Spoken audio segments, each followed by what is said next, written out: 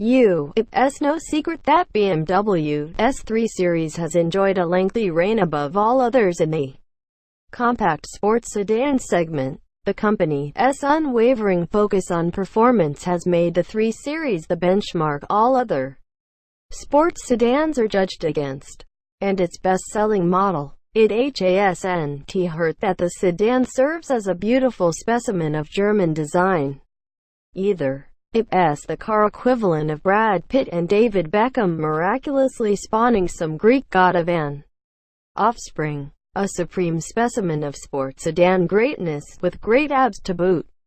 Then there's Cadillac. The American luxury brand enjoyed its greatest success in the 1960s and 70s, proving the popular choice for both AARP cardholders and Father Time.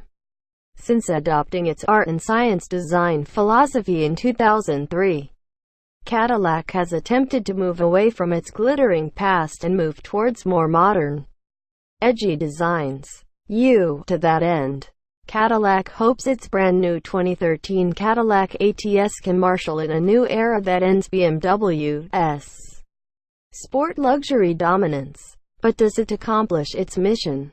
Can the ATS be mentioned in the same breath as the 3 Series? Given its devilishly styled exterior, Cadillac Q infotainment system, and buoyant road manners, it sure is looking that way. The well-appointed cabin in the 2013 Austrian Schillings mixes sporty with a healthy helping of luxury.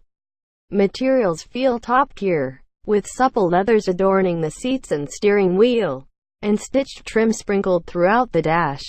For the go-fast enthusiast, Cadillac offers a variety of trim details, including carbon fiber and metal, or for that truly old-school charm, wood. From an ergonomic standpoint, the ATS's design is logical. The curvature of the dash sweeps across the driver's position and places everything within comfortable reach. The 2 front seats are separated by a swooping center console,